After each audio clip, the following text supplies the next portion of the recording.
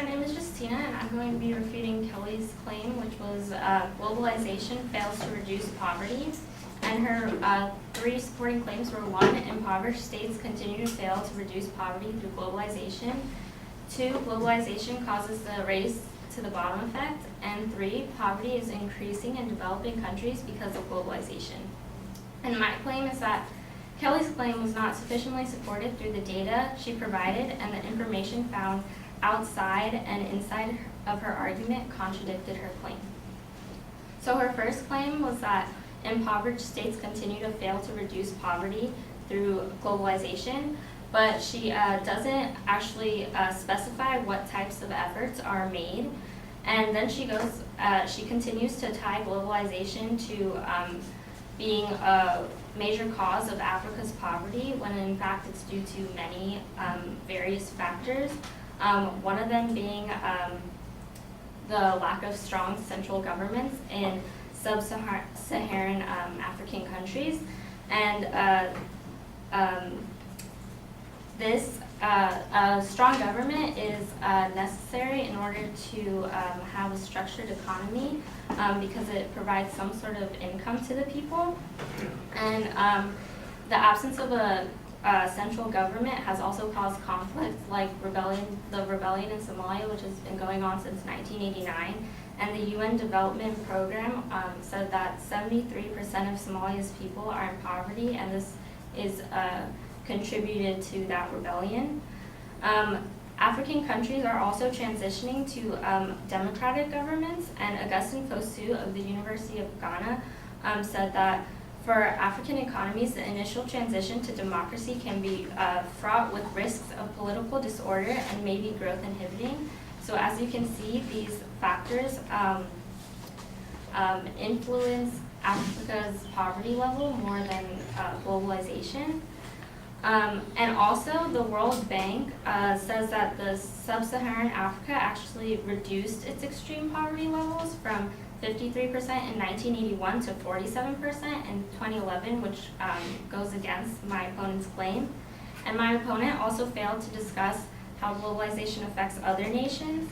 And James Kunanat of the United Arab Emirates University says that China's recent experience with globalization has reduced the number of rural poor from 250 million to 30 million in 2 decades, and India cut poverty in half within 2 decades through globalization.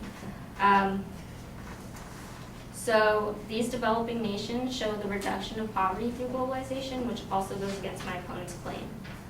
My opponent's second claim was that globalization causes the race to the bottom effect, and this she defines as important domestic standards diminishing in developing countries to outdo competition, and she uses a theoretical example called Del Taco, where a small local business fails due to a large foreign corporation.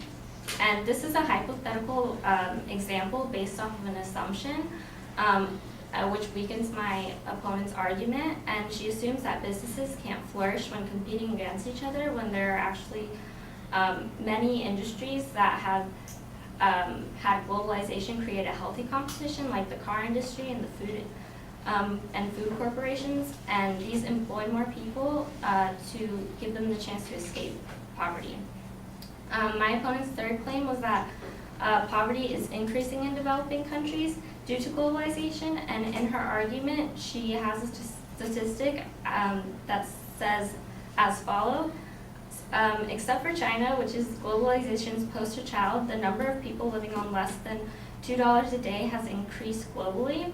So this in itself is a contradiction for my opponent's claim, because it says that China is an exception to her argument, because China has actually seen a reduction in poverty levels through globalization. So, and China is the world's largest population, so this is something that really can't be ignored. So, once again, my opponent's claim was that globalization fails to reduce poverty, and my opponent's claim is not sufficiently supported through the data she provided, and the information found outside and inside of her argument contradicts her claim. Thank you.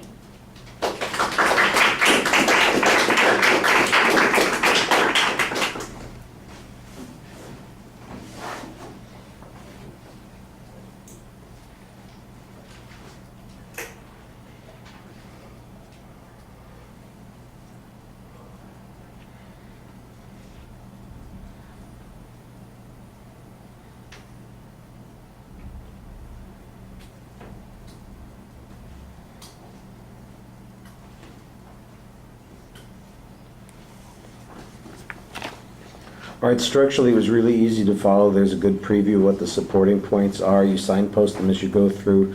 The first point is the one that gets the most development. You've got some specific challenges on the lack of evidence that the advocate had. And then I especially appreciated that the counter evidence that you provided, especially on Somalia, and then the kind of the other alternative causality issues related to the transition to democracy. I thought that that was pretty reasonable. And then you've got some evidence that suggests that these countries actually have reduced poverty in these particular contexts, so that does a good measure address the issue that the advocate was talking about. Your follow-up with China as an example then of course becomes even more relevant, because that's the exception that you point out in the bottom that the advocate admits is an exception.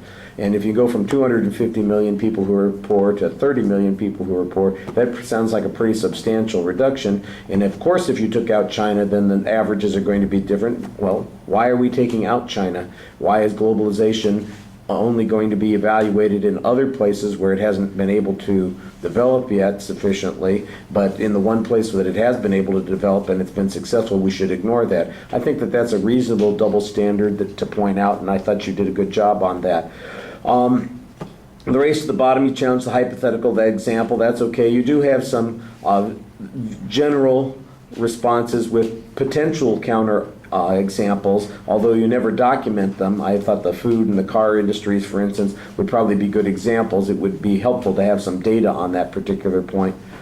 So I guess it's, a hypothetical example versus hypothetical example in that situation. And then on the third point, like I said, you pointed out the contradictions, I thought, pretty effectively there. There was one other issue. I'm not exactly sure why the number of people, why an increase in the number of people who are living on less than $2 a day is substantial if that is, what the poverty level is. I forget if the advocate had a statistic on that, and that seems like it would be applicable there. Maybe you'd need a little bit more involvement on a response to that point. All right, thank you.